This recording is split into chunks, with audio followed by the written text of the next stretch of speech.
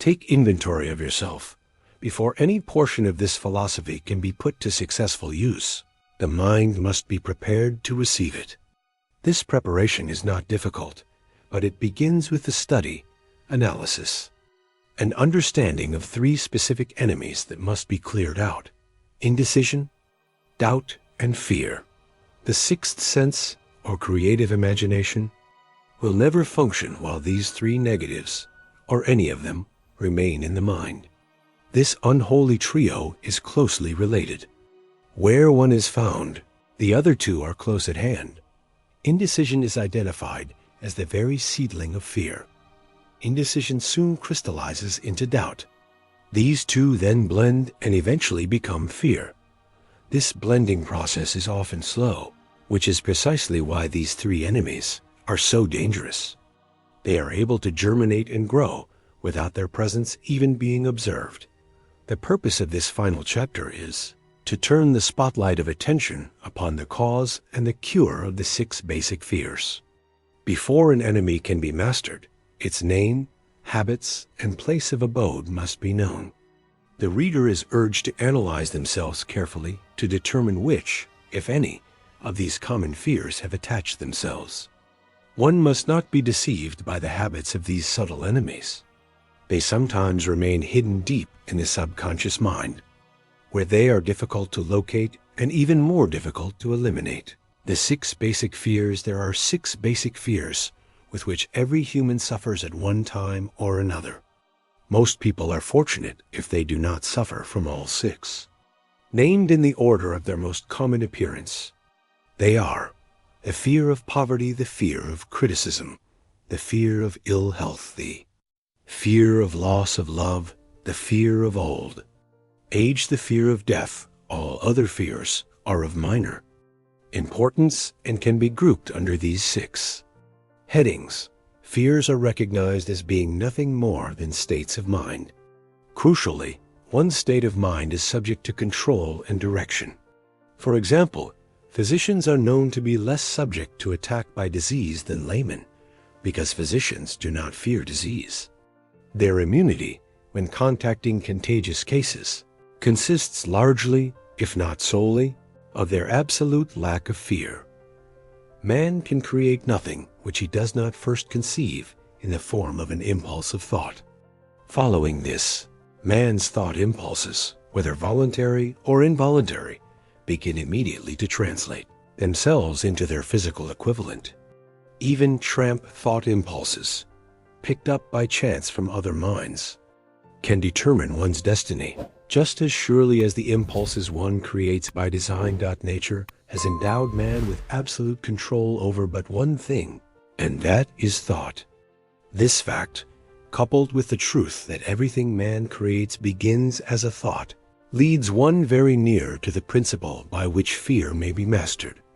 If it is true that all thought has a tendency to clothe itself in its physical equivalent, and this is held to be true beyond reasonable doubt, then it is equally true that thought impulses of fear and poverty cannot be translated into terms of courage and financial gain. This principle is illustrated by the Wall Street crash of 1929. The people of America began to think of poverty. Slowly but surely, that mass thought was crystallized into its physical equivalent, which was known as the Depression.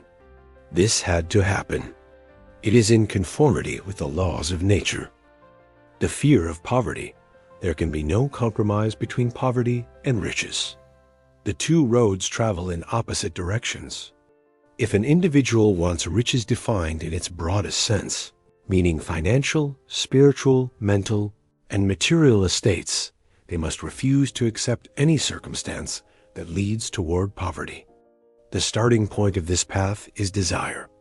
This chapter presents a challenge to the reader to determine how much of the philosophy has been absorbed. It is a point where one can, as a prophet, foretell their own future. If, after reading this, an individual is willing to accept poverty, they may as well make up their mind to receive poverty. This is one decision that cannot be avoided. If one demands riches, they must determine what form and how much is required. The roadmap has been given. If the individual neglects to start or stops before they arrive, no one will be to blame but that individual. This responsibility is theirs. Acceptance of this path calls for only one thing, the only thing one can control: a state of mind.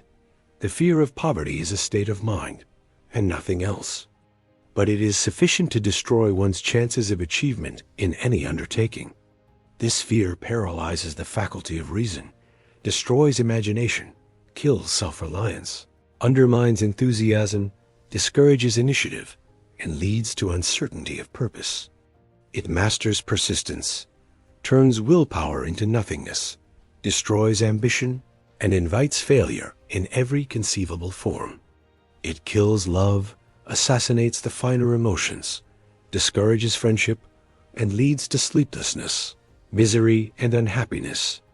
This occurs despite the truth that we live in a world of overabundance, with nothing standing between us and our desires, excepting the lack of a definite purpose. The fear of poverty is, without doubt, the most destructive of the 6 basic fears. It has been placed at the head of the list because it is the most difficult to master. Asterisk. The fear of poverty is said to have grown out of humanity's inherited tendency to prey upon one another economically. While animals lower than man are motivated by instinct and prey upon one another physically, man's capacity to think and reason allows him to get more satisfaction out of eating his fellow man financially. Man is described as so avaricious that countless laws have been passed to safeguard him from his fellow man. Of all the known ages, the current one seems outstanding for its money madness. A person is considered insignificant unless they can display a fat bank account. But if they have money, regardless of how it was acquired, they are treated as a king, seemingly above the law and dominating. Politics and business, nothing brings a person so much suffering and humility as poverty. Only those who have experienced it can understand its full meaning. It is, therefore, no wonder that man fears poverty. Through a long line of inherited experiences, man has learned that some people simply cannot be trusted where money and earthly possessions are concerned. So eager is man to possess wealth that he will acquire it in whatever manner he can, through legal methods if possible, and through other methods if necessary or expedient. This realization requires a courageous self-analysis. This form of examination is essential for all who demand more than mediocrity and poverty from life. As one conducts this self-examination, they must remember that they are simultaneously the court and the jury, the prosecuting attorney and the attorney for the defense. One must face the facts squarely, ask definite questions, and demand direct replies. The majority of people, if asked what they fear most, would inaccurately reply, "I fear nothing." Few people realize that they are bound, handicapped, and whipped spiritually and physically by some form of fear. So subtle and deeply seated is this emotion that a person may go through their entire life burdened with it, never recognizing its presence. Only a courageous analysis will disclose the presence of this universal enemy. Symptoms of the fear of poverty. As one begins this analysis, they should search deeply into their character for these specific symptoms: indifference, commonly expressed through a lack of ambition, a willingness to tolerate poverty, and an acceptance of whatever compensation life offers without protest.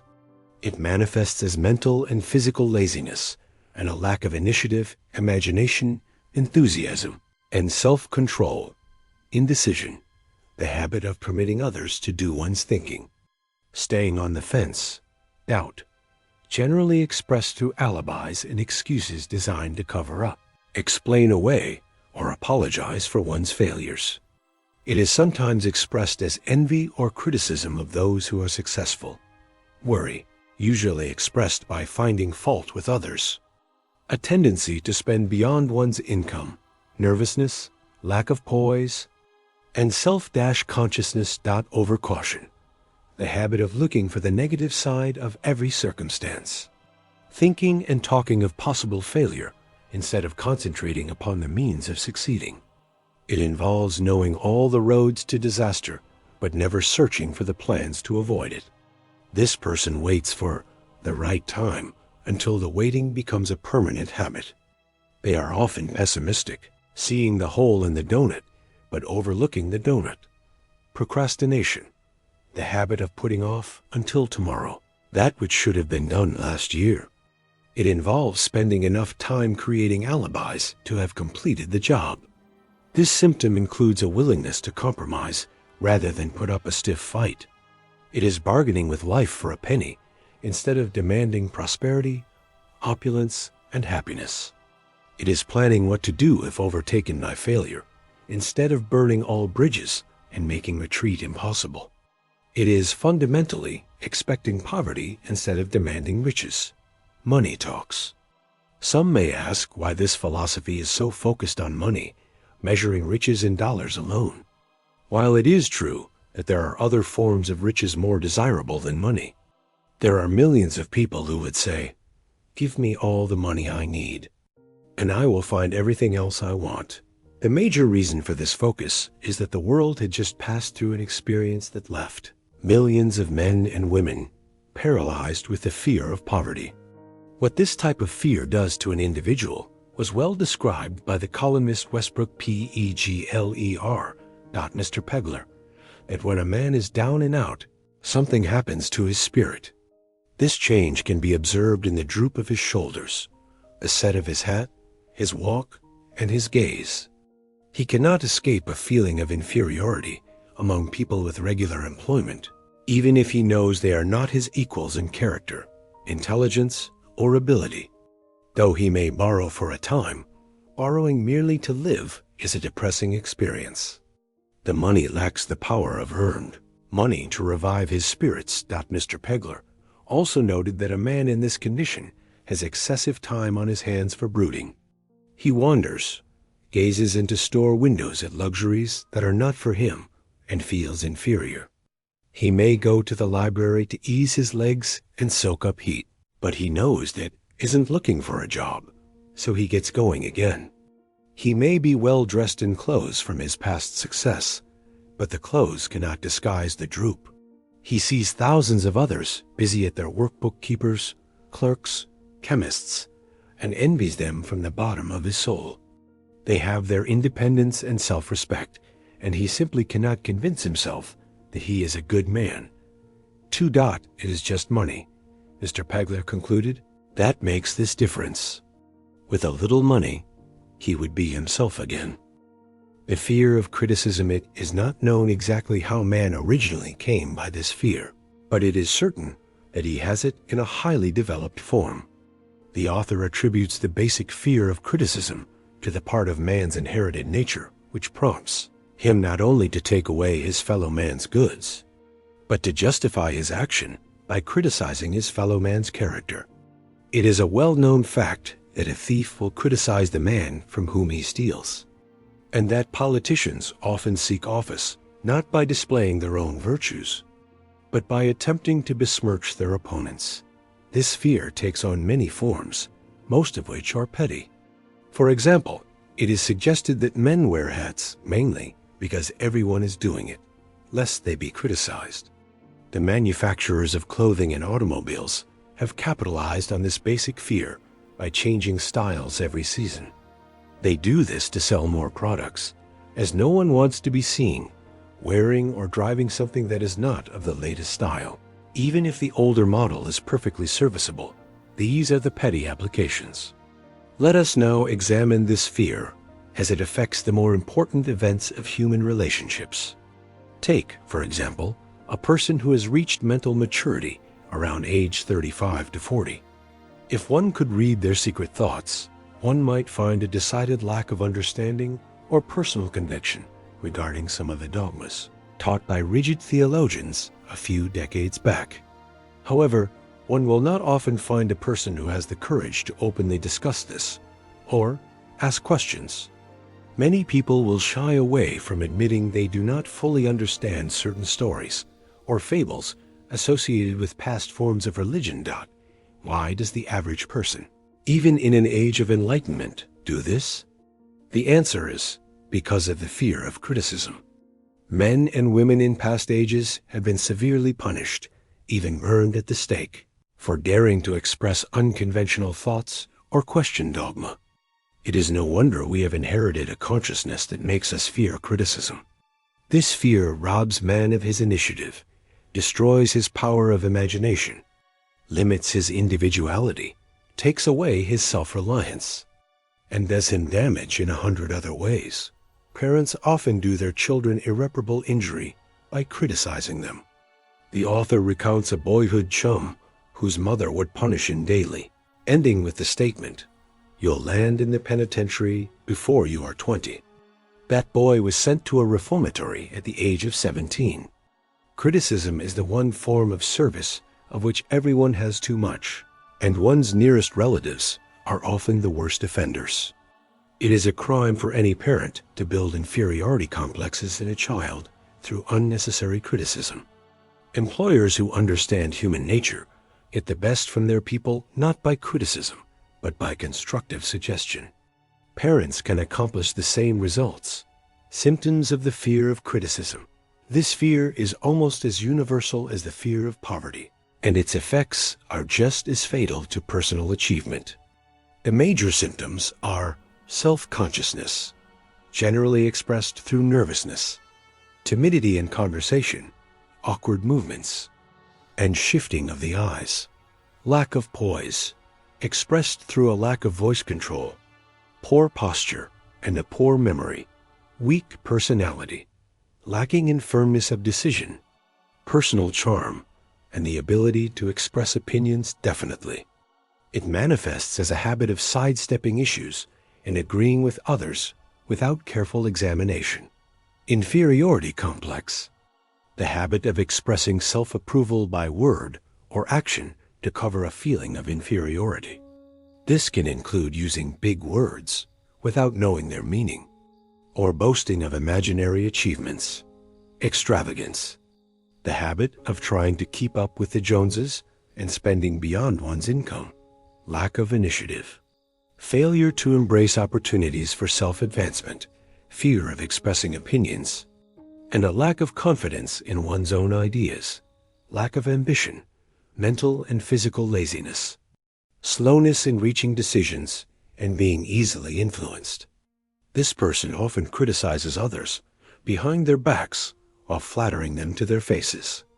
They accept defeat without protest and are unwilling to accept the blame for their own mistakes. The fear of ill health. This fear is traced to both physical and social heredity. It is closely associated with the causes of fear of old age and fear of death, because it leads one closely to the border of terrible worlds of which man knows not, but concerning which he has been taught some discomforting stories. In the main, man fears ill health because of the terrible pictures which have been planted in his mind of what may happen if death should overtake him. He also fears it because of the economic toll which it may claim.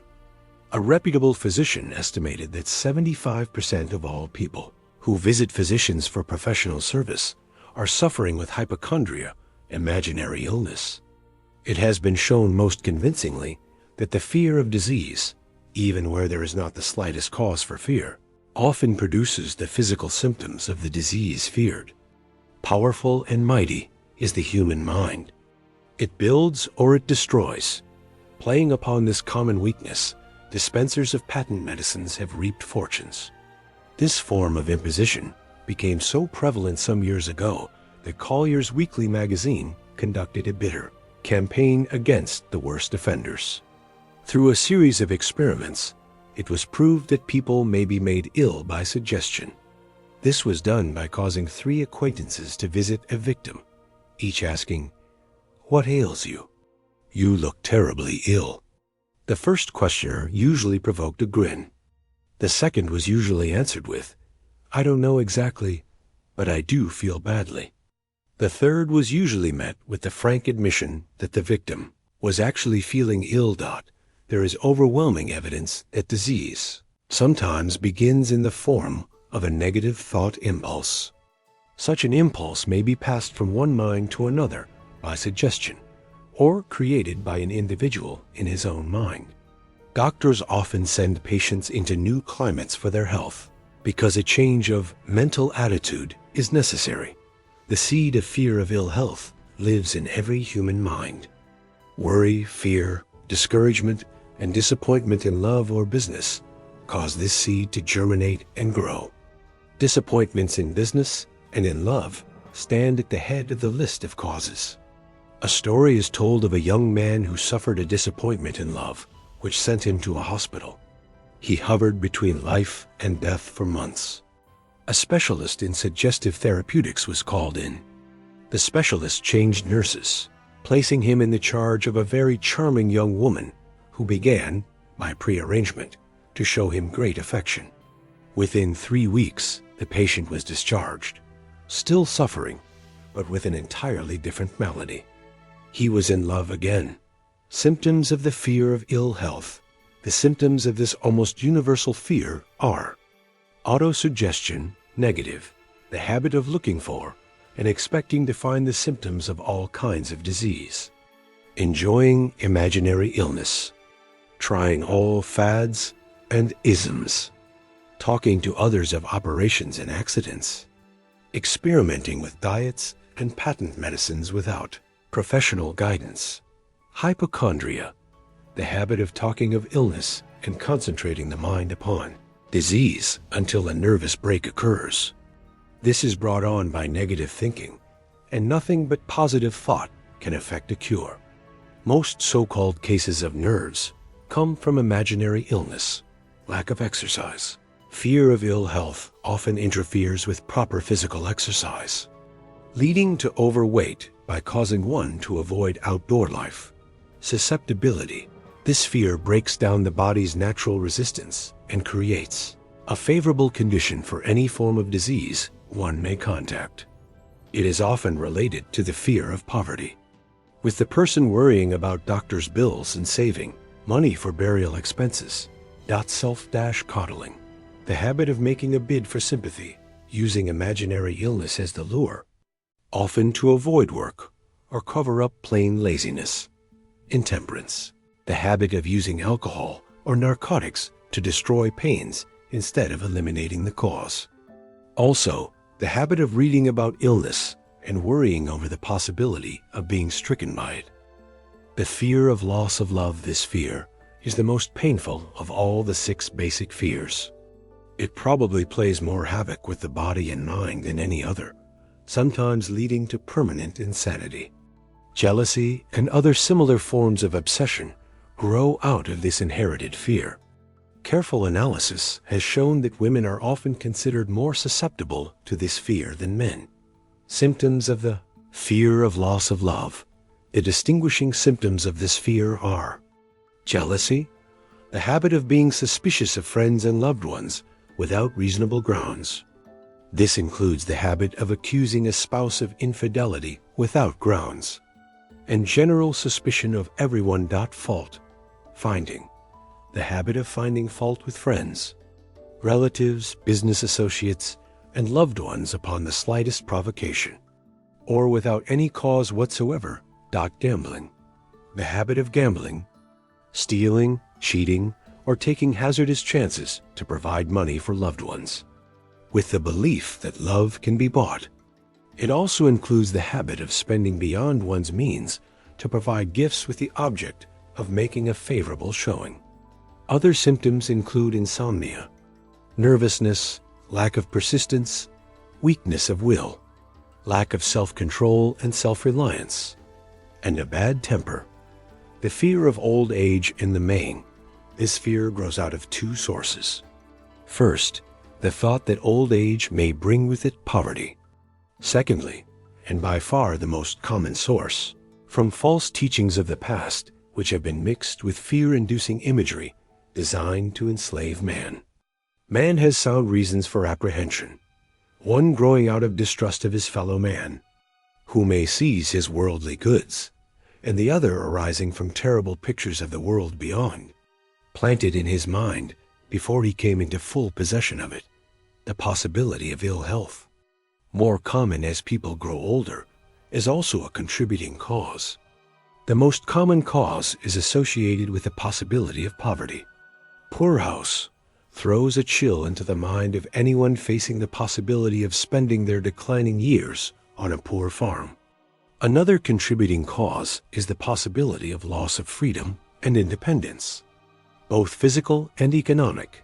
Symptoms of the fear of old age. The commonest symptoms of this fear are the tendency to slow down and develop an inferiority complex around the age of 40, falsely believing oneself to be slipping because of age.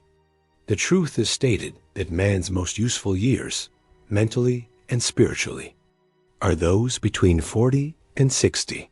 The habit of speaking apologetically of oneself as being old merely because one has reached 40 or 50, instead of expressing gratitude for having reached the age of wisdom and understanding. The habit of killing off initiative, imagination, and self-reliance by falsely believing oneself too old to exercise these qualities. The habit of dressing with the aim of trying to appear much younger and affecting mannerisms of youth, thereby inspiring ridicule. Your business in life is presumably to achieve success. To be successful, one must find peace of mind, acquire the material needs of life, and above all, attain happiness. All of these begin as thought impulses. An individual has the power to control their own mind and feed it whatever thought impulses they choose. With this privilege comes the responsibility of using it constructively. You are the master of your earthly destiny, just as surely as you have the power to control your own thoughts. You may influence, direct, and eventually control your own environment. Or you may neglect to exercise this privilege, thus casting yourself upon the sea of circumstance to be tossed hither and yon. A destructive pattern. Susceptibility to negative influences. In addition to the 6 basic fears, there is another harmful pattern by which people suffer. It is a rich soil in which the seeds of failure grow abundantly. This affliction is subtle and often fatal, sometimes more so than all 6 fears combined. For want of a better name, this pattern is called susceptibility to negative influences. Men who accumulate great riches always protect themselves against this destructive influence. The poverty-stricken never do. Those who succeed in any calling must prepare their minds to resist it. A self-analysis is required to determine if one is susceptible. This pattern is dangerous because it strikes when one is not aware. Its weapon is intangible, merely a state of mind, and it strikes in as many forms as there are human experiences. Sometimes it enters through the well-meant words of one's own relatives about how to protect yourself against negative influences. To protect oneself, one must recognize that they have a willpower and put it into constant use until it builds a wall of immunity in the mind. One must recognize the fact that every human being is, by nature, susceptible to weaknesses like laziness and indifference, as well as to all 6 basic fears, and set up habits to counteract them. One must recognize that negative influences often work through the subconscious mind and are therefore difficult to detect. It is critical to keep one's mind closed against all people who depress or discourage in any way. The author advises to clean out the medicine chest, stop pandering to imaginary illness, and deliberately seek the company of people who influence one to think and act for oneself. One should not expect troubles, as they have a tendency not to disappoint. Without doubt, the most common weakness of all human beings is the habit of leaving their minds open to the negative influence of other people. This weakness is all the more damaging because most people do not recognize they are cursed by it. To aid those who wish to see themselves as they really are, the following list of questions was prepared. The reader is instructed to state their answers aloud. To make it easier to be truthful with oneself, self-analysis test questions. Continued. Do you encourage other people to bring their worries to you for sympathy? Do you choose, from your daily experiences, lessons, or influences, which aid in your personal advancement. Does your presence have a negative influence on other people as a rule? What habits of other people annoy you most? Do you form your own opinions or permit yourself to be influenced by other people? Have you learned how to create a mental state of mind with which you can shield yourself against all discouraging influences? Does your occupation inspire you with faith and hope? Are you conscious of possessing spiritual forces of sufficient power to enable you to keep your mind free from all forms of fear? Does your approach to faith help you to keep your own mind positive? Do you feel it your duty to share other people's worries? If so, why? If you believe that birds of a feather flock together, what have you learned about yourself by studying the friends whom you attract? What connection, if any, do you see between the people with whom you associate most closely and any unhappiness you may experience? Could it be possible that some person whom you consider to be a friend is, in reality, your worst enemy because of his negative influence on your mind? By what rules do you judge who is helpful and who is damaging to you? Are your intimate associates mentally superior or inferior to you? How much time out of every 24 hours do you devote to A. Your occupation, B. Sleep, C. Play and relaxation, D. Acquiring useful knowledge, E. Plain waste? Who among your acquaintances A. Encourage you most, B. Cautions you most, C. Discourages you most, D. Helps you most in other ways? What is your greatest worry? Why do you tolerate it? When others offer you free, unsolicited advice, do you accept it without question or analyze their motive? What, above all else, do you most desire? Do you intend to acquire it? Are you willing to subordinate all other desires for this one? How much time daily do you devote to acquiring it? Do you change your mind often? If so, why? Do you usually finish everything you begin? Are you easily impressed by other people's business or professional titles, college degrees, or wealth? Are you easily influenced by what other people think or say of you? Do you cater to people because of their social or financial status? Whom do you believe to be the greatest person living? In what respect is this person superior to yourself? How much time have you devoted to studying and answering these questions? At least one day is necessary for the analysis and the answering of the entire list. If you have answered all these questions truthfully, you know more about yourself than the majority of people. Study the questions carefully, come back to them once each week for several months, and be astounded at the amount of additional knowledge you will gain. If you are not certain about some answers, seek the counsel of those who know you well and see yourself through their eyes. You have absolute control over but one thing, and that is your thoughts. This is the most significant and inspiring of all facts known to man. It reflects man's divine nature. This divine prerogative is the sole means by which you may control your own destiny. If you fail to control your own mind, you may be sure you will control nothing else. Your mind is your spiritual estate. Protect and use it with care. You were given willpower for this purpose. Unfortunately, there is no legal protection against those who poison the minds of others by negative suggestion. This form of destruction should be treated seriously, as it may destroy one's chances of acquiring material things. Men with negative minds tried to convince Thomas Edison that he could not build a machine to record the human voice, because no one else had ever done it. Edison did not believe them. He knew the mind could produce anything the mind could conceive and believe. Men with negative minds told F.W. Woolworth he would go broke trying to run a store on 5 and 10 cent sales. He exercised his right to keep others' negative suggestions out of his mind and piled up a fortune. Men with negative minds told George Washington he could not win against the superior British forces, but he exercised his divine right to believe. Doubting Thomases scoffed when Henry Ford tried his first car. Some said it would never be practical. Others said no one would pay for it. Ford said, I'll belt the earth with dependable motor cars. And he did. His decision to trust his own judgment piled up a vast fortune. The sole difference between Ford and the majority of men who worked for him is this: Ford had a mind and controlled it. The others had minds they did not try to control. Ford never had a chance either, but he created an opportunity and backed it with persistence. Mind control is the result of self-discipline and habit. You either control your mind or it controls you. The most practical method is keeping it busy with a definite purpose, backed by a definite plan.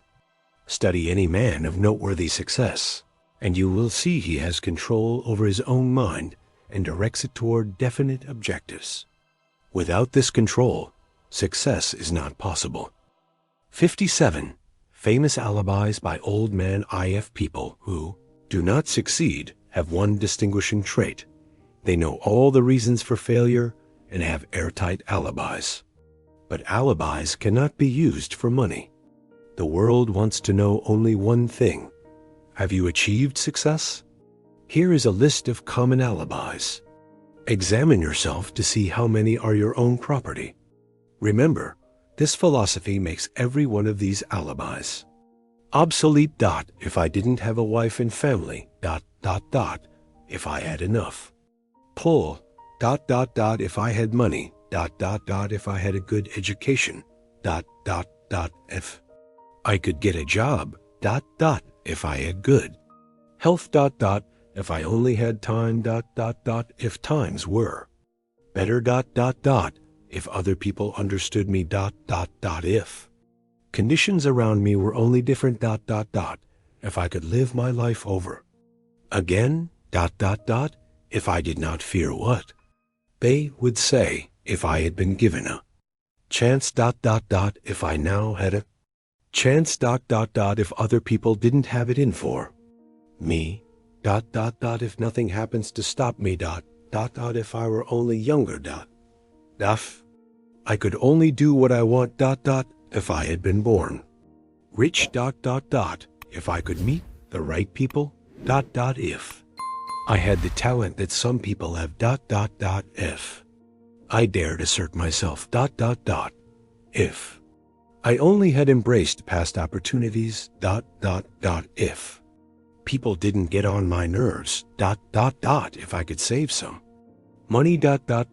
If the boss only appreciated me. If I only had somebody to help me. If my family understood me. If I lived in a big city. If I could just get started. If I were only free. If I had the personality of some people. If my talents were known. If I could just get a break. If I could only get out of debt. If I hadn't failed. If I only knew how. If everybody didn't oppose me. If I didn't have so many worries. If people weren't so dumb. If I were sure of myself. If luck were not against me. If it were not true that what is to be will be. If I did not have to work so hard. If I hadn't lost my money. If I lived in a different neighborhood. If I didn't have a past. If I only had a business of my own. If other people would only listen to me. If, and this is the greatest of them all, if I had the courage to see myself as I really am, I would find out what is wrong with me and correct it. I know that there is something wrong with me, or I would now be where I would have been if I had spent more time analyzing my weaknesses and less time building alibis to cover them. Building alibis is a national pastime, fatal to success. People cling to alibis because they create them. A man's alibi is the child of his own imagination, and it is human nature to defend one's own brainchild. Habits are difficult to break, especially when they provide justification. Plato said, The first and best victory is to conquer self. Elbert Hubbard remarked that the time spent creating alibis would be sufficient to cure the weakness. Making alibis unnecessary. Life is compared to a checkerboard, where the opponent is time. If you hesitate or neglect to move promptly, your men will be wiped off the board. Time will not tolerate indecision. You are now in possession of the master key that unlocks the door to life's riches. This key is the privilege of creating, in your own mind, a burning desire for a definite form of riches. There is no penalty for using the key, but the price for not using it is failure. The reward for using it is the satisfaction that comes to all who conquer self and force life to pay whatever is asked. The reward is worthy of the effort. Will you make the start? But seek first the kingdom of God and his righteousness, and all these things shall be added to you. Matthew 6:33. May the Lord bless you and guide you in every good work.